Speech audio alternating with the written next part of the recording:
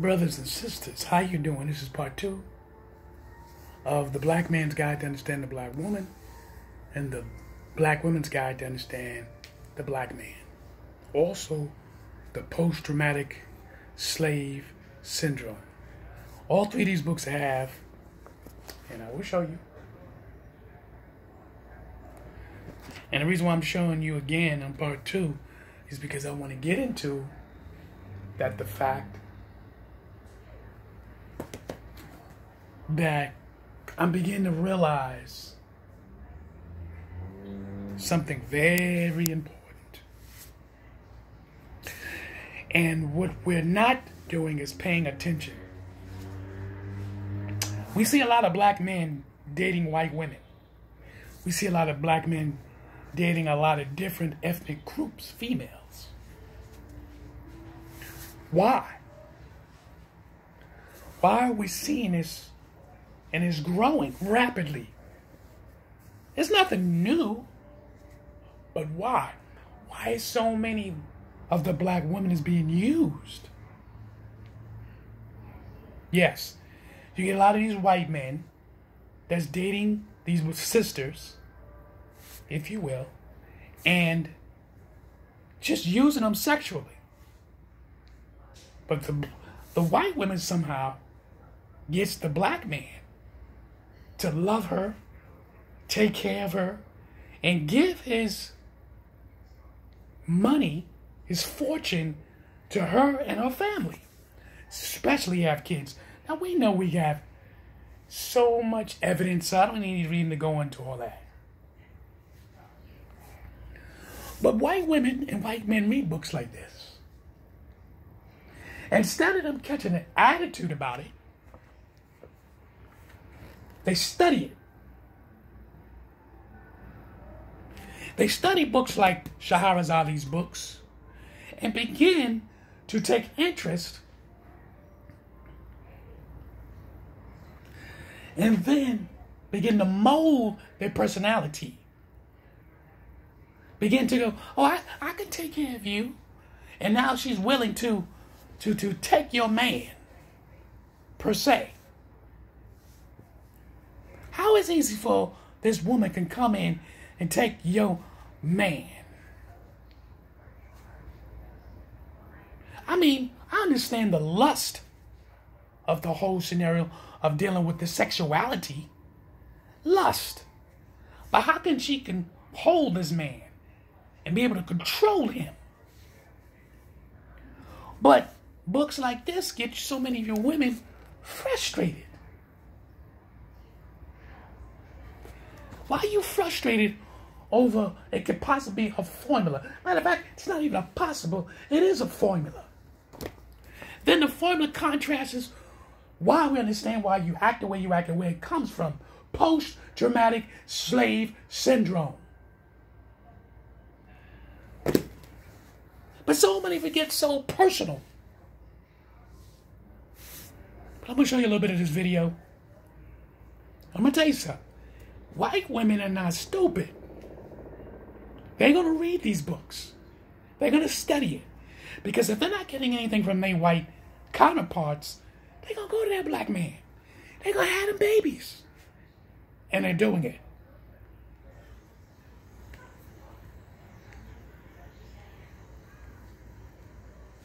Hold on. Okay. Let's meet the little tornado who started it all. My brothers and sisters, let us welcome Sister Shahrazad Ali.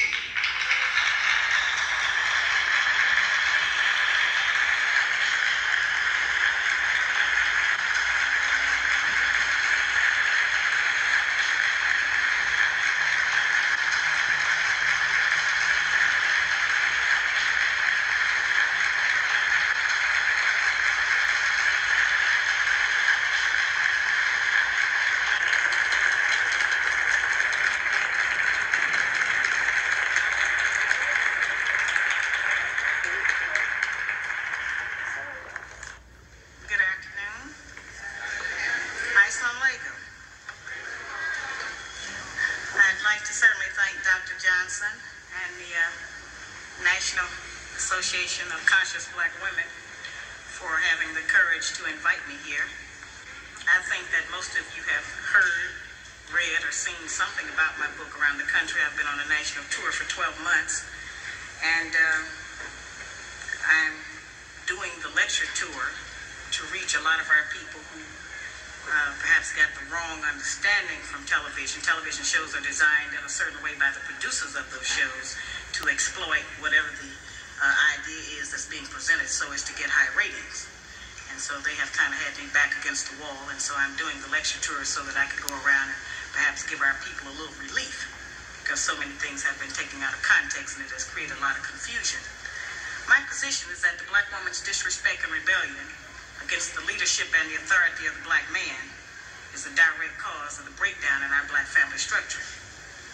Now, of course, there are many black people who consider those fighting words, because as black women, we have never been subject to the kind of examination that our men have been subject to since we have been here. We have been somewhat protected and shielded from any kind of critiquing about our personal behavior, whereas our men have always been up for examination. The book is not an attack on black women. I have never said that all black women do everything that I list in my book. None of us have lived long enough to do everything that I list in the book, but most of us do some of the things that I've listed in my book. And I do say that it is not because of generalizations that we are all victimized by some of the negative patterns of behavior in the book, but the book just represents our collective contribution. This is some of everything that we have done, or that we do daily, that contributes to the breakup of our relationship, the destruction of our man, and the failure of our children to be able to function. They did not tell us that all of that, being my own person and I'm independent, would lead to separation, loneliness, celibacy, and lesbianism. They didn't tell us that if you give up the man, you're going to take one of these things and it's worse and it will destroy your nation. They didn't give us that information. They made us think that it was some kind of glorified position to brag about the fact that I got my own job, my own credit card, my own car, so I don't need no man. I don't even know how we got that mixed up. Ain't none of that got nothing to do with being with no man.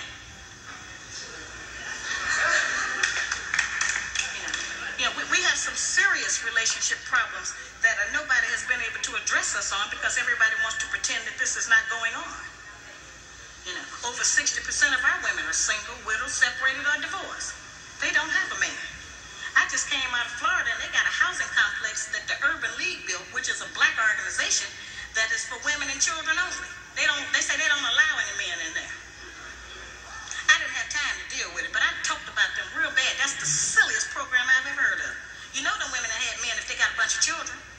They need fathers. They need protection. We hear about the drug problem that we have in our projects across the country. It's one of the major places that we have a drug problem. We talk about the great strength that we have as black women. Well, the welfare department don't rent government apartments to single black men. Those apartments belong to black women who are allowing this to go on in their home. We have not looked at what part of the responsibility do we share. Yes, black men sell a lot of drugs, and a lot of us black women get the money from them drugs and buy some of these fancy clothes we wear. Drive around in some of these fancy cars. He is not doing these things alone and without support from us, whether they are good or bad. See, we have a lot of power. We are very strong women. I'm saying that we're using our strength in the wrong direction. We're using it to tear our man down, tear our nation down, instead of building it up. Having an education and a job does not necessarily mean you have a successful life. I keep telling black women that to raise a child, they say, well, I provided with food, clothing, and shelter. That's not raising a child. That's maintaining one. To raise a child, you need a parental coalition of a man and a woman. We have sons who, by not having a father in the home, they don't know how to respect women. They take on the black female emotionalism. They become bitchy. They're doubtful. They're indecisive. They can't make a decision. They don't know what to do about being a man, but we can't teach them that. We don't have that knowledge. We have daughters who grow up in a home where they don't see any affection, where there's no man there.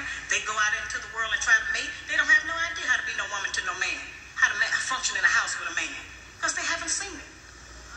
Most of our children just like us get all the information we have about how you be with a mate off television. It's the only medium that shows us anybody being together.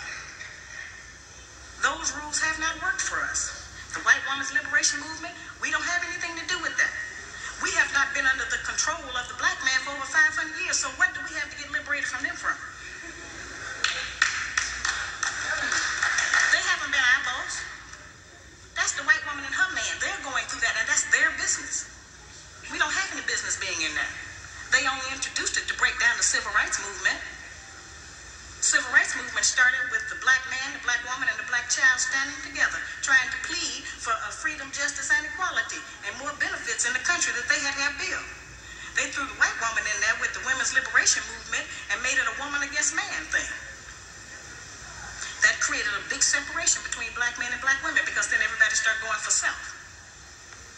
Then they bring the welfare system in and tell us in order to feed and clothe and house our children, we have to give up our man. You have to put the man out of the house. When the white farm wife goes to the government for subsidy for the farm, they don't tell her to get rid of the farm, and they keep that family together. But in the black community, they make it a requirement, because they want to keep endorsing into the black community that the black man is no good, and that he is not deserving of respect, he is not deserving of us letting him give us any protection or instruction, and that we are better than them. The major responsibility that the black woman has had on the earth. Now, I showed you a little bit of that video. My brothers and sisters, I beg of you, get these books. A lot of you live single. A lot of you are living double lives. You got your family and all that stuff. Sure you do. But you're sleeping with other men. You ain't telling your husband that you're doing that. Some of you are actually living a double life. And you walking around with your religious bullshit. A lot of you, these white women coming here, they tell me, I'm taking your man. I'm taking your man. Real talk. I can show you the evidence. But my time is up. The black woman's got to understand the black man. The black man's got to understand the black woman. And the reason why we're going through so much of this, the post-traumatic slave syndrome. It is real. It's not fake. The black man and the black woman are at war with one another. Even though you turn your cheek and you try to ignore it, you can't. It is smack in your face. It could be your sisters. It could be your mama, your auntie. They converse in how to try to destroy you. They don't even know why they're doing it half the time. Some of these females come on TV talking about, this is how you get that black man's money. This is how you get that black man's money. You do this to him. You do that to him. And before I let you go, I seen an article one time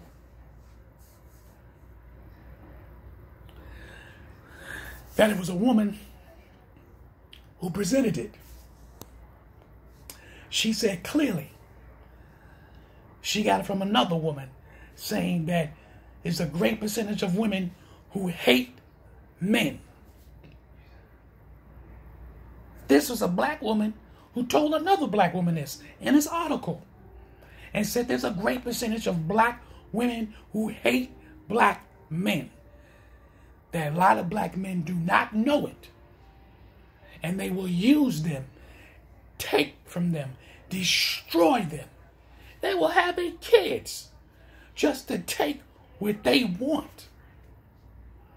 I've seen videos where women, white women, talking about you should bash your man's head in because we don't need the man. This is white women doing it. So this is on a white scale and a black scale. You better choose wisely, brothers and women who's doing the right thing and trying to make a good family for your husband. When you young ladies who just start out in life, choose wisely. You choose some knucklehead dude, you're going to get that unnecessary abuse mentally, psychologically, and damn sure financially. Stop abusing your bodies. A lot of times, a lot of you don't listen to your mother and your father. You have a mother and a father, or you have a stepmother or a stepfather. Hopefully they're doing the right thing.